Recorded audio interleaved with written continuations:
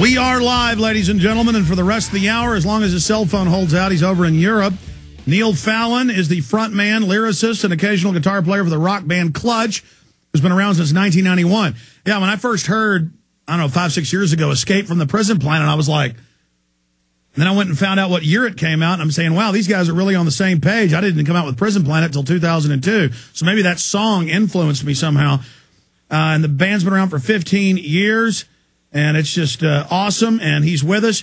And you know, reading the lyrics, listening to the lyrics, I thought, these guys know all about the New World Order. They know all about what's going on. I said, we ought to get Neil Fallon of Clutch on, and we call him up to get him on, and it turns out that they are certainly aware of our work, and so it's just really exciting to have Neil Fallon on. Neil, thanks for taking time out of your busy schedule to join us. Hey, the pleasure's all mine, Alex. This is a blast. It's good. For some of my listeners that may not know about Clutch, who aren't, you know, kind of modern classic rock and roll fans, tell us about yourself. Tell us about what influences you guys and what you're doing currently. Well, our backstory is pretty typical of, you know, most rock bands. We went to high school together and, you know, weren't particularly academic or athletic, so we said, hey, let's make rock and roll music for fun. And been doing that since band started in 91.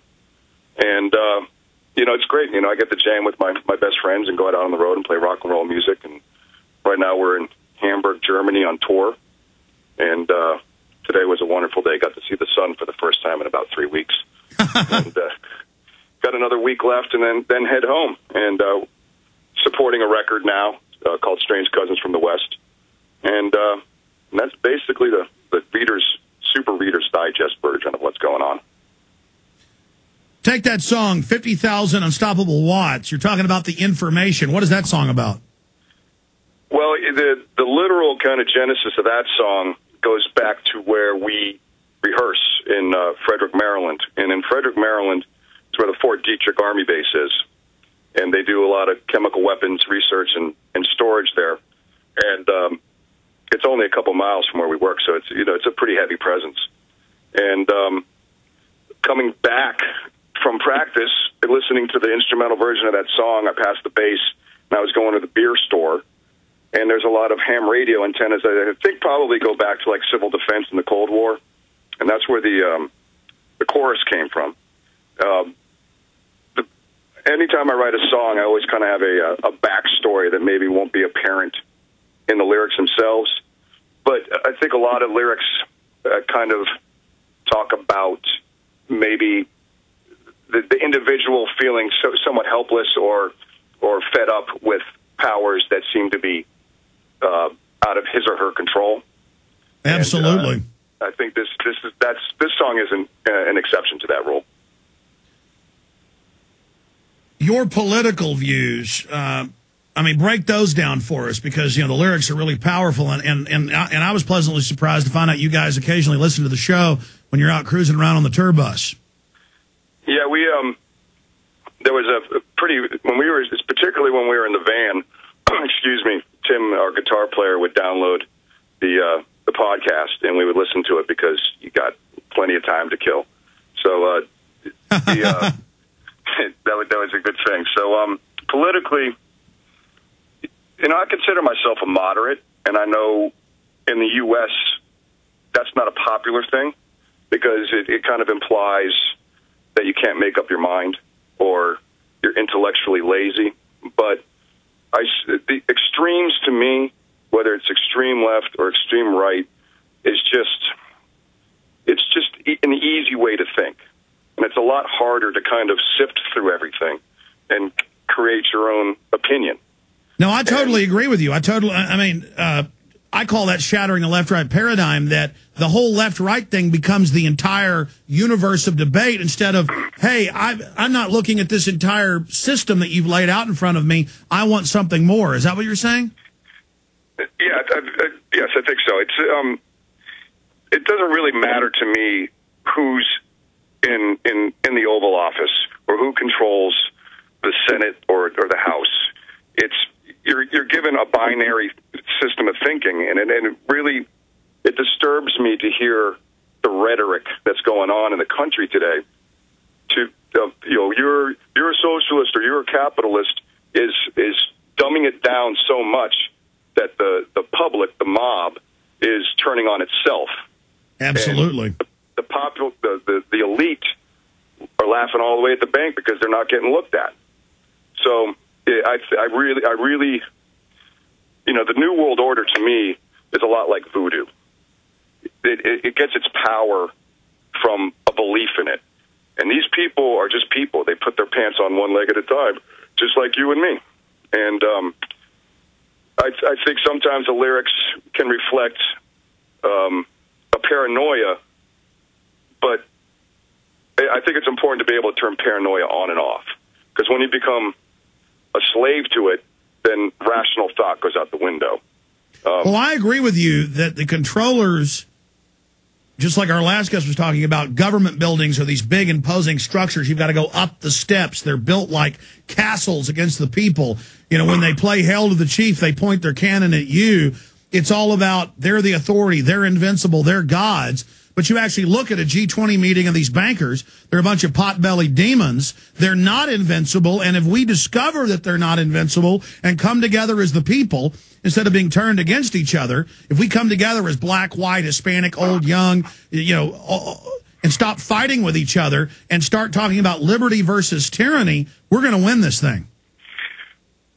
It is. And I think it's so emotional. It's easy to get caught up in it. And when I talk about it in this kind of context, this conversation that we're having, I try to divorce myself from the emotions as much as I can, because once you start getting red in the face, then reason and rationality go out the window.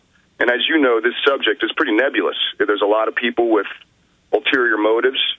1 minute you could be talking about something like, for example, the melting point of steel, and then three sentences later, that same person is trying to tell you that Nicole Kidman is a reptilian overlord. And it's a minefield. There's a lot of disinformation. There's a lot of just kookiness out there, and sometimes you want to throw your hands up and say, God, geez, I'll put my head in the sand and move out to the desert.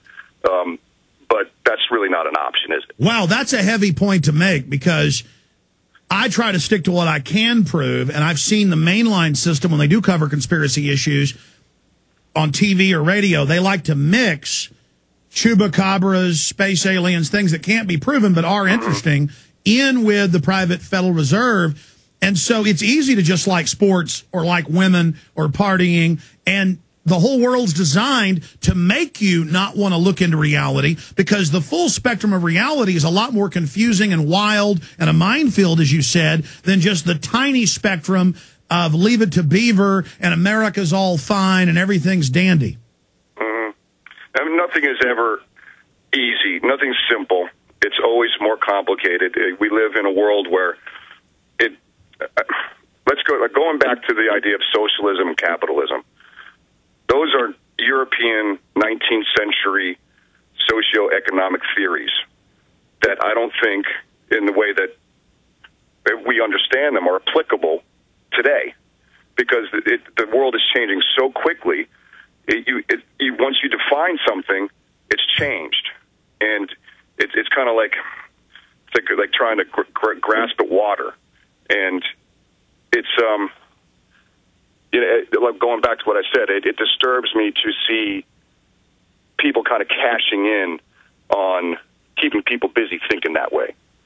And, when you say chupacabras and space aliens, I always talk about that in songs, because it's great material.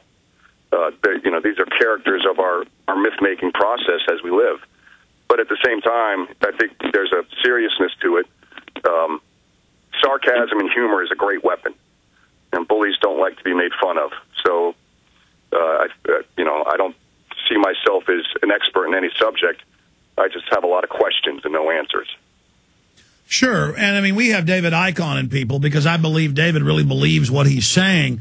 And we do have a little bit of that as well, because we want to just get people thinking for themselves and realizing there's a bigger world out there, that there's more happening than what you just see on television or what your neighbors are doing. I mean, we're on a planet hurtling through deep space, and I think if people just rediscover the magic of life, the wonderment that they'll stop letting Madison Avenue make them feel empty, so Madison Avenue can then dump in their false template of control.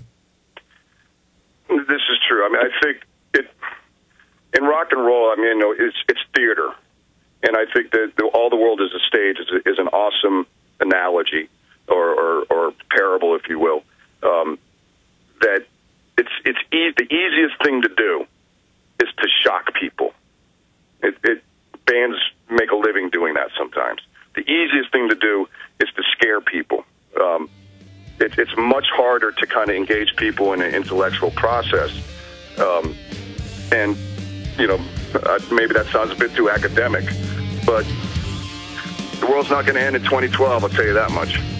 I absolutely agree with you. In fact, I'm making a film